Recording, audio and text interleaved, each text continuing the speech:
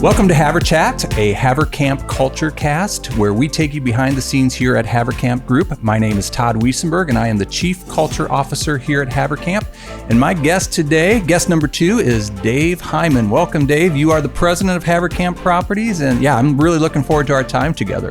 Thanks, Todd. I'm excited to be here. This is going to be fun. It will be. It will be.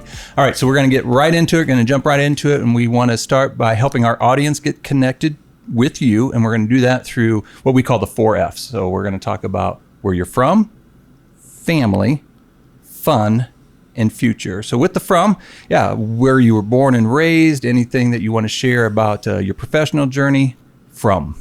Yeah, sure. Actually grew up on the eastern side of the state of Iowa. My dad was a state park ranger, so grew up living in a state park. That was my backyard. It was about halfway between Muscatine and the Quad Cities, so I had a very active, fun childhood. Graduated from Muscatine High School. Go Muskies, and then went on to Iowa State University. I have a degree in animal science, which I like to jokingly say I've never used a day since I graduated. So originally thought I was going to go ahead and try to be a vet, but that schooling proved a little bit more intensive than I wanted to foray into. So yeah, I have a degree in animal science, but then while I was going to school, my senior year, I was working part-time maintenance for Haverkamp Properties. So doing maintenance on the afternoons, evenings, weekends, just for the properties that Brent owned at the time. And when I graduated, my wife still had some time. I met my wife at school here. She had some time left to finish up her degree, and so I was just needing to stay in Ames.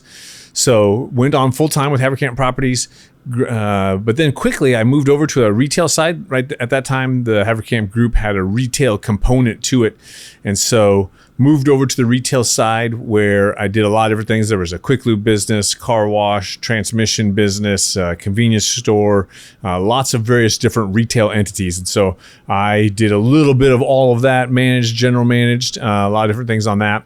Left that, and then circa about 2009 came back to Haverkamp Properties. Actually had interviewed with you at the time and took a job as a property manager working out of Ames.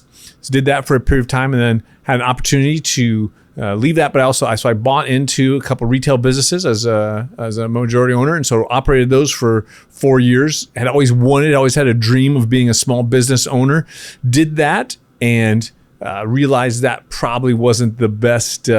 That wasn't my ideal fit, and so actually sold those and came back again to Haverkamp Properties and have done a couple different things from there. But yeah, that journey's led me to where I'm at today. Okay, having known you, Dave, I think you have some stories about those early years. You were an on-site manager maybe for a bit with Brent, and maybe you got a fun story from one of those days. Sure. Was an on-site manager, lived in an apartment community called Fieldstone. It's since been renamed a couple times, as all property communities have happened to them. But so lived in Fieldstone. We were married and ended up having our first child there. I can remember that. And so it's a student housing community, and so we had a little baby there, and I love my daughter dearly. That's my oldest, but she was a terrible baby. She cried all the time and stuff. So anyway, I can remember the neighbors thumping on the ceiling if our crying baby, and my wife's thumping back at them, and just it was an interesting first year where we had a baby living in a student housing community, being on-site managers, breaking up parties in the evenings, those types of things. So yeah. Yeah, maybe somewhere there's another person doing a podcast reflecting about their time as a student living in one of our properties, talking about, we had this neighbor with a baby and that kind of stuff. That's right.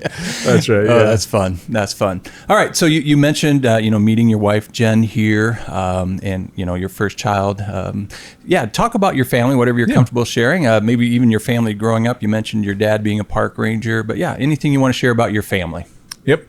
I grew up, I have mom and dad, have a sister, but I'm married, and my lovely wife, Jen, and we have 4 kids, a daughter, and then 3 boys. Currently, right now, they are 3 are in college, and 1 is still at home going to high school, sophomore in high school. So we're quickly approaching that empty nester stage. I look to you for inspiration on how to handle that. But we're excited, looking forward to that. But that's a little bit about my family. Yeah, we actually have a little bit of kind of parallel or overlap with our kids, specifically in the area of our one son subleased to your daughter there at Westtown. That's right. I forgot about that. Left a couch that later you said, good luck getting it out of there. And so later, I handed my daughter a Sawzall and she had to cut the couch up in order to get it out. But I think she really enjoyed that, though. I remember seeing pictures of that. So, yeah. So it's kind of fun too, because you have 4 kids and you're oldest, but then so your youngest is your daughter is the exact same age as my oldest, my daughter. So we have a little bit of overlap there as well. Yes. So some fun overlaps there. Okay. Fun, Dave. Hobbies, interests, passions, things that bring you joy. Yeah. What season is it? So I enjoy downhill skiing. Don't get a chance to do that too often in Iowa, but also winter months. I enjoy reading. Like to read a lot in the winter. Probably get quite through most of my goals to read a certain number of books. I have to get through quite a bit of that in the winter. Summer, enjoy getting outdoors, just working around outdoors on the property. Also, if I'm going to go somewhere, I love to do some backpacking, hiking. Had an opportunity once to climb Kilimanjaro. So as an example, that was a wonderful time. Other fun, just enjoy spending time with my family and doing all sorts of things along those lines. Again, knowing you and having history with Brent as well, I know you and Brent enjoy backpacking together or have backpacked together. Yeah. Maybe you got a fun story about you and Brent backpacking together. Yeah. Brent and I have done several different backpacking trips. We've done if you're familiar with it, the John Muir Trail. It's 200-ish miles out in California through the high Sierras. And so we did that, it's probably been about 12 years ago. And so we said, hey, then Brent said, hey, we should do this every 10 years. And so I kind of did some quick math in my head, realized about how old Brent was. And I thought, okay, I've probably only got 2 or 3 or more of these in me that I need to do. But so, so we did it again here a couple years ago. So we've done it twice now. We did a slightly different version the second time. But Brent and I do enjoy that. And so we've had a great time out hiking. Brent had the opportunity to do Kilimanjaro with me as well. So we definitely enjoy backpacking together. There's lots of stories from those that are humorous, painful, and and misery. There's a famous saying that Brent taught me that holds true. And both of us tend to be a little bit lighter weight backpacker, and it's just the idea that grams equal ounces, ounces equal pounds, and pounds equals pain.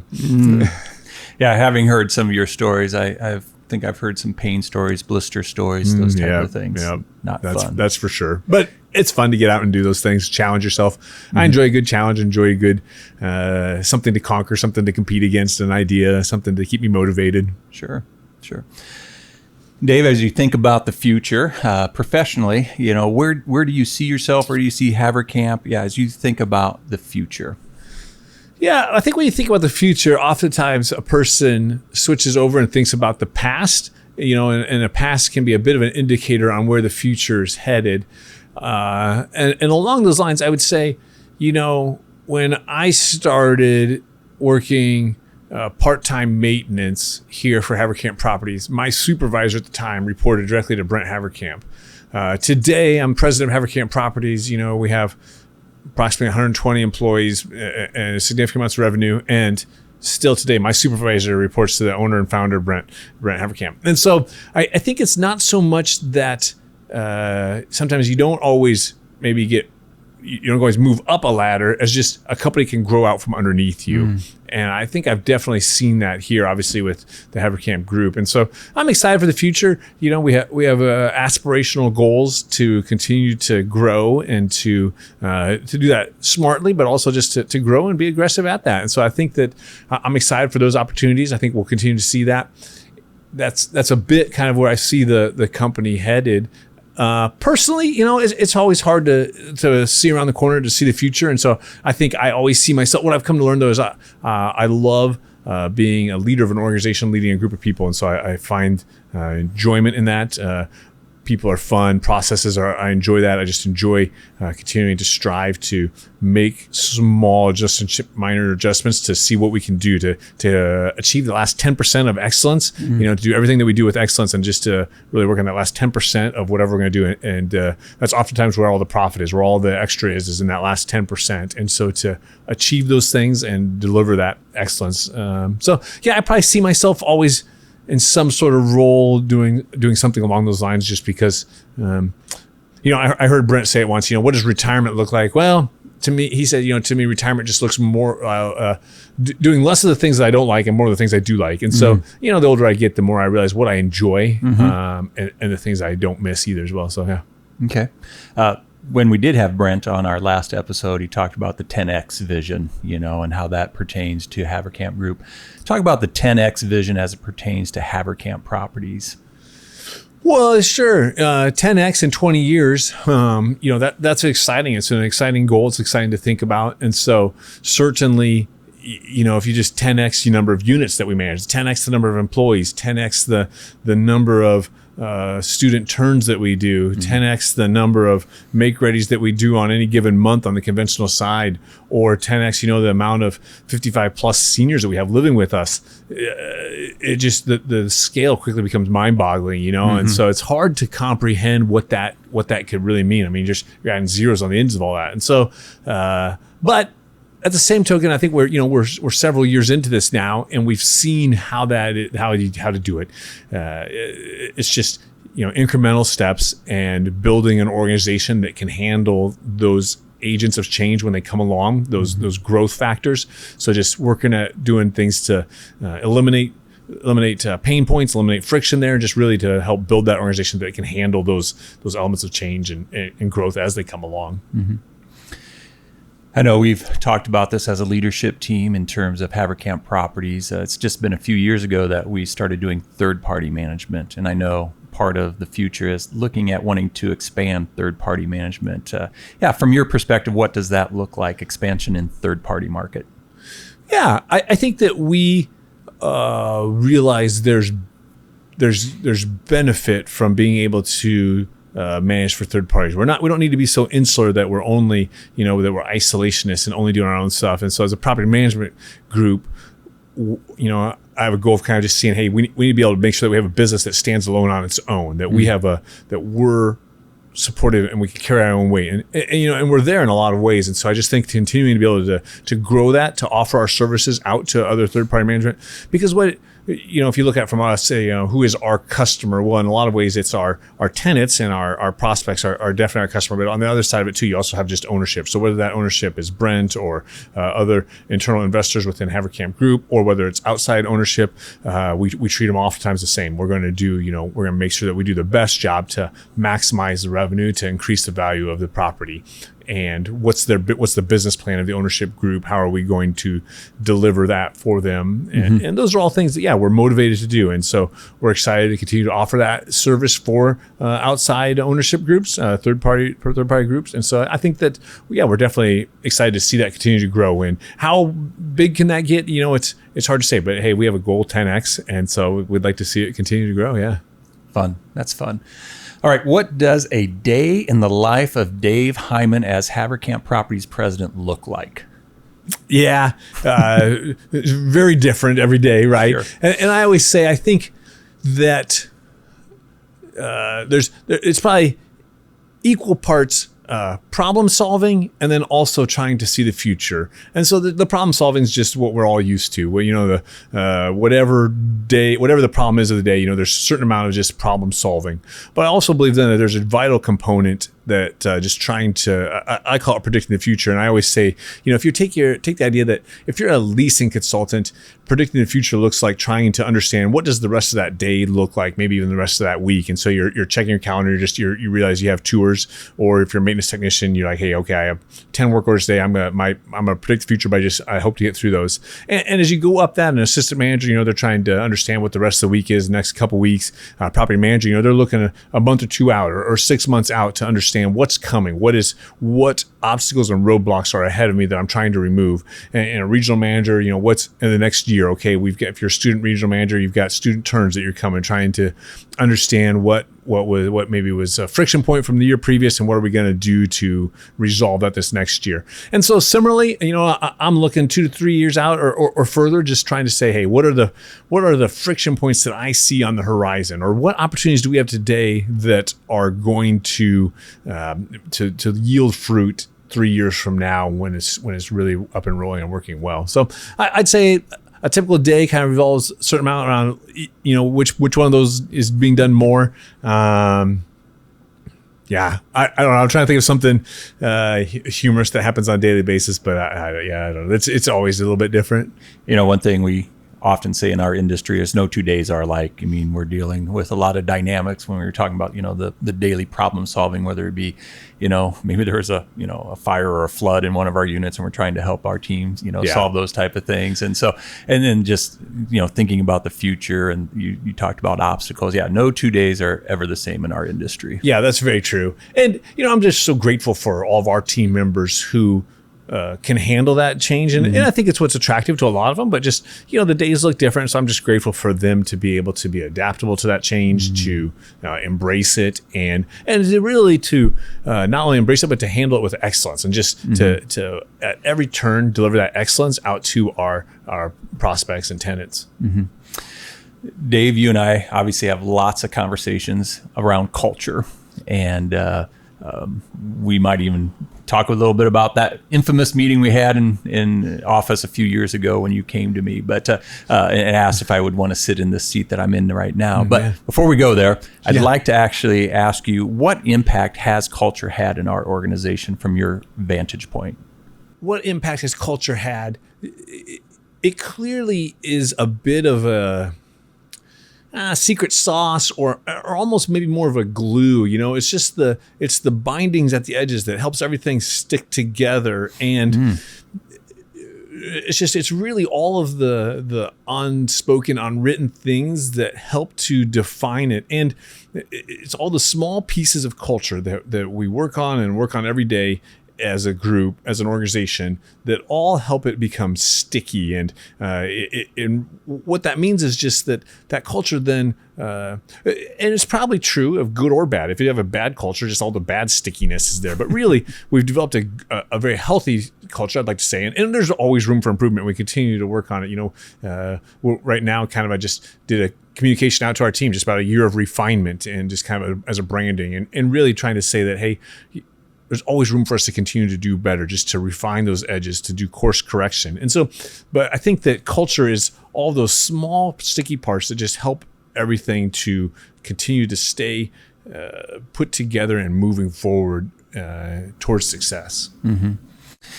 Yeah, absolutely. I mean, culture is very complex, and sometimes it's hard to define. I appreciate what you said about kind of that stickiness. It's the things that kind of hold us together, in a good way. Yeah, that's exactly it. I mean, I think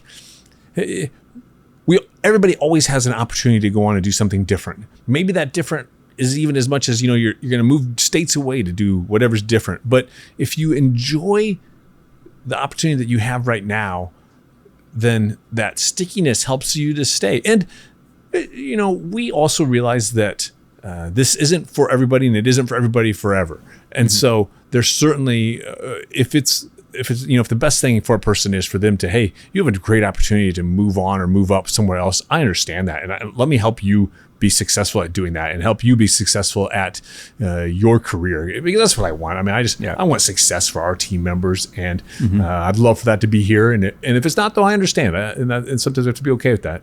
Yeah, it kind of ties into a little bit of that coach speak you and I have sometimes. That's, helping people become the best version of themselves. We want it to be with Haverkamp, but hey, we want what's best for them. And if that means, hey, the opportunities that present themselves are outside of our organization, let's set them up for success as well. That's right. Exactly. Yeah. Yeah.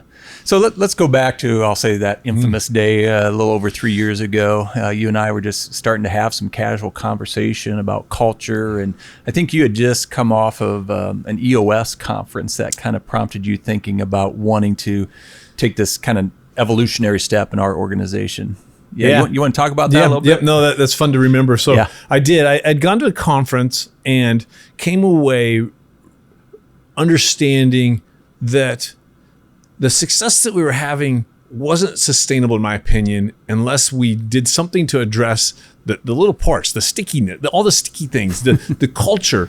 And so, and I termed it people at the time, but if we didn't take care of our people, if we didn't address the people side of it, then we weren't going to be able to continue to have that success that we had seen some success. We were enjoying some success, but that wasn't going to be sustainable. I could see that, hey, that wasn't going to work forever. And so with that, I was trying to just resolve how to address this problem, because to address kind of that culture, that people problem was a large rock that didn't fit into the bucket. If you go back to that idea that's popular out there. And so, but really was thinking through it, and really I stumbled upon just like, well, we have the perfect person in you, Todd. And I was like, okay, but Todd serves a vital role right now. How could we do this? And just was really weighing with all these ideas, and it was a vast change. And Todd and I were just in a new bit of a relationship ourselves, just in how it was. And so I was, just there's the awkwardness of approaching Todd with this. And so, but could tell that I really thought it had some legs to it. And so came to Todd. I had been mulling around, and I'm never one to sit on an idea for very long. And so couldn't keep the idea to myself. And so approached Todd one afternoon, evening. He was getting ready to go home. And I was like, hey, Todd, I got this new idea, but I'm kind of typing some stuff up on it. Do you want to see some stuff, or you just want to wait for tomorrow? And Todd, and I know Todd very well. And he's like, well, yeah, maybe if I could like see it so I could process it and process it overnight. And so I was like, okay. And so laid out kind of my thought process for at the time I labeled it a chief people officer. And Todd's like, okay. And I'm like, am I totally offending you, Todd, or is this something you're interested in? And Todd was playing his cards a little close to his vest there, and he's like, "Nah, I think there's something interested here." I'm like, "Okay," and I hadn't decided that I hadn't really just totally offended Todd. I was grateful for that, and so Todd went home, and the next morning when I woke up, I had like 7 emails in my inbox. I'm probably exaggerating slightly. I know there was at least 4. Yeah. There's at least 4 different emails, all from Todd, all with like, hey, what do you think we call it chief culture officer? And hey, here's some articles I read. And then the next email was like, hey, here's some more articles I read. I really got some ideas on this. And I was like, oh, okay, we're going to be fine here. This is going to work just fine. And from there, the rest is history. Todd's taken that and ran with it and done a phenomenal job, and sometimes when you have a new position in an organization, it's a bit, trying to make the sausage as you go, change the tires on the cars that's driving down the road. But Todd's done a great job of fleshing out what that position looks like. And just for us internally, I don't think it's not like it's a CFO seat, right? There's quite a few of those out there, and it's a bit written, but in Todd's position, it's just a bit unique for us, but it's been great, been phenomenal. Well, I appreciate your leadership and all that, and that foresight, because you talked about sustainability, and how that ties into, again, that 10X. So as you were thinking forward, you realized, hey, if we want to achieve these goals, we're going to have to look at some things differently. So as we continue to go down this path towards that 10X, how much more do you see culture playing a role or an impact in our future? Yeah.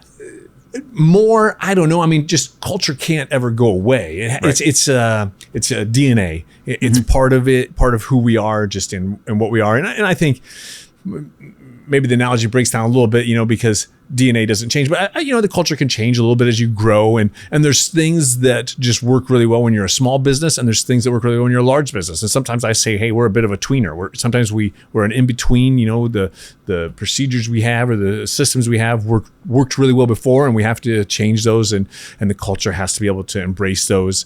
And so culture's just, it's who we are. We have to continue to be able to work on it and to move on towards our goals. So part of our DNA is Sherry.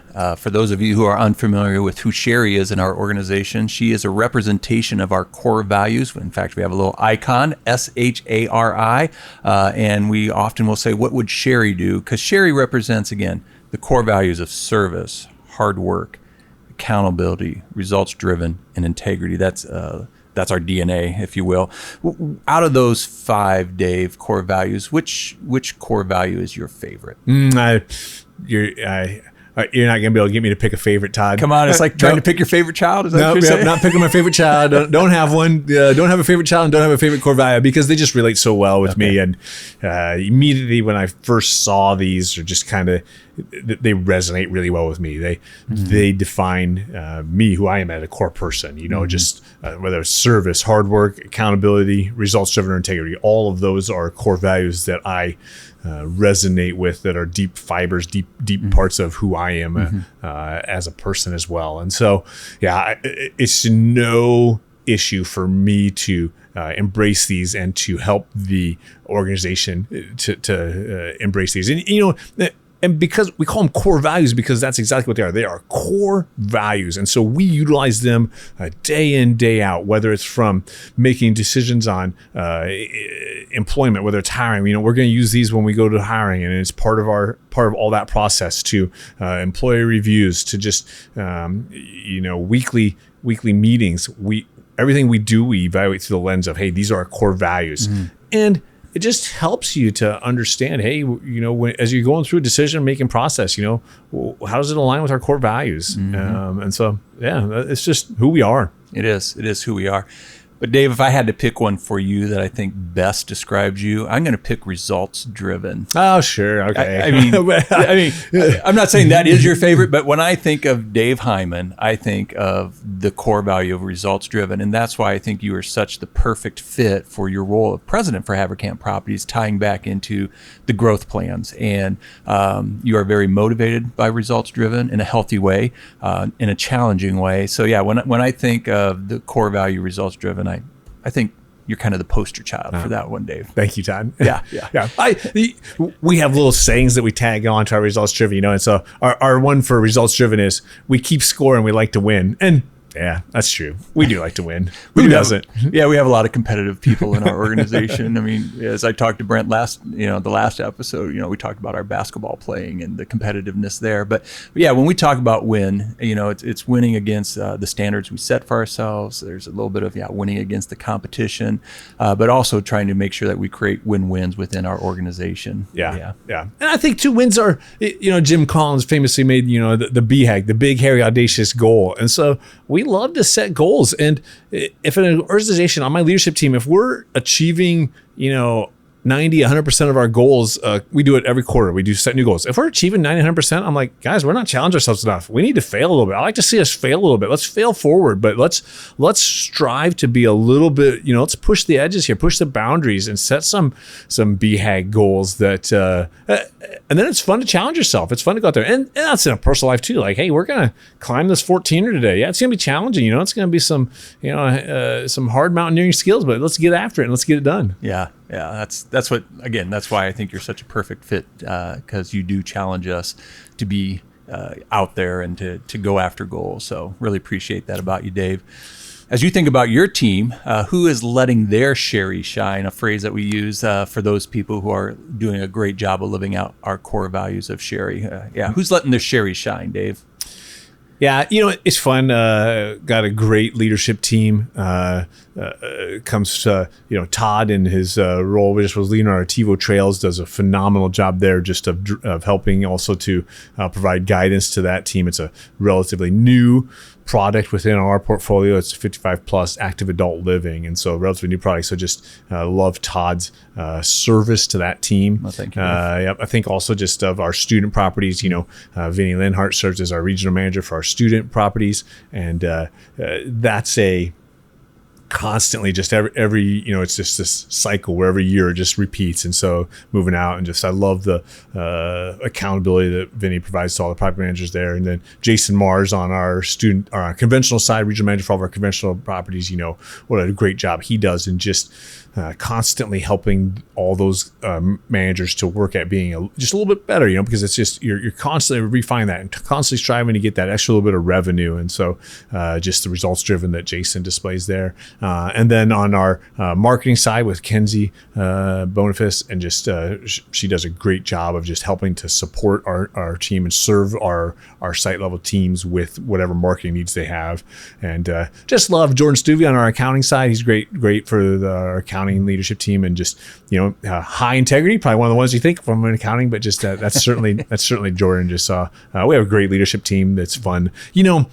Read a book once, and it was the idea, Jack Welch in it. He says, people ask, Jack Welch, is it lonely at the top? And Jack said, no, it was awesome. I loved doing business with my friends. And so I've kind of utilized that model. I've kind of adopted that myself. Just, I love our leadership team meetings because I just love doing business with my friends. And so that's what I would say about all of them. Dave, I mentioned how I think results driven is a big core value of yours. And I think you're going to enjoy this next part that we're going to do with one another. Right. It's called Haverchamps. Have you heard of Haverchamps? No. So it is a rapid fire question. We did it last episode with Brent, and we're going to keep score every week, or every time that we do this episode. Not every week, but every episode, and we're going to keep score. So Brent scored 21, I believe it was, Graydon. So Haverchamps, it's like a championship. There is a championship. The only prize, though, is just the pride of being at the top of the leaderboard. It's enough for me. That's enough for you. That's all you need. So I will ask you a series of questions as fast as I can. You got to give me the first answer that's on the top of your head. Okay, don't be sandbagging on me, Todd. Don't like me slow feeding me the questions. I will talk very slow. No, I'll try to rattle them off as fast as I can in 94 seconds. And do you know the significance of 94 seconds? I do not. 1994 is when we were founded. So that's just a little bit of a shout out to 1994. So Graydon will be keeping the clock so I can get through this as fast as I can. You are allowed to pass just to kind of keep things moving if you choose to use a pass. But once you use up 3 skips, you have to give an answer. Okay, I got it. Give an answer. Okay, so let me get to my questions. And some of these questions might be the same that Brent had. Some will be a little bit different. So just so you know. All right, you ready? I'm ready. Morning person or night owl? Morning. What is your favorite season? Fall. Beach vacation or mountain getaway? No, mountain vacation. All right. Do you prefer books or movies? Books. Pineapple on pizza, yes or no? No. What's your favorite holiday? Christmas. City life or country living? Country living. Sunrise or sunset? Sunrise. What's your dream car? Corvette. If you could time travel, past or future? Past. Hot or cold weather? Cold. What's your guilty pleasure snack? 100 grand candy bars. All right. Vegetables or fruits? Fruits. Do you believe in aliens? Nope. What's your favorite type of music? Country. What's one word that best describes you? Fun. Favorite Haverkamp core value? Hard work. Describe our company culture in one word. Bright. Best career advice you've ever received? Always turn in A+ work. Favorite company event or tradition? Baseball, summer baseball outing. Okay. One thing about Haverkamp that you brag about to others? Culture. Most rewarding part of your job? People. One thing that makes a great coworker? Fun. One word that describes the future of our company? Bright. Small daily habit that makes you productive? I fill out my planner every morning. If Haverkamp had a mascot, what would it be? Grizzly bear. I'm looking at it. Okay. If Haverkamp had a theme song, what should it be? Pass. Favorite team building activity? We do a lit event, so I love the axe throwing. Okay, axe throwing. All right. All right. How many did we get at that time? I counted 26. 26. Wow, that smashed Brent's. But we're doing things a little bit different. I got distracted last episode. I was keeping the clock as trying to answer the questions. And so, yeah, thanks to Graydon for tweaking that. I understand. All right, we do have, we do have one question I'd like to end with in this rapid fire, and it's, what is your personal mission statement? Yeah, I wouldn't say that I have a written out personal mission statement. Certainly have some core values, I think, that define what goes into a mission statement. And I would say, hey, the 5 core values that are part of our company core values are clearly mine as well. But I would just add to it. Certainly, I have a faith component to my core value, to who I am, as well as a family component to that. I think that those are important. I would also add, I have a certain amount of outgoing energy, a little bit of fun, seek a little bit of chaos in my life. And so, I think that's definitely a component of that. So maybe a faith, family, fun aspect to add to it. I can definitely see that. Yeah. So as we wrap up here, is there one thing that you wish you would have said today that you didn't? Here's your opportunity.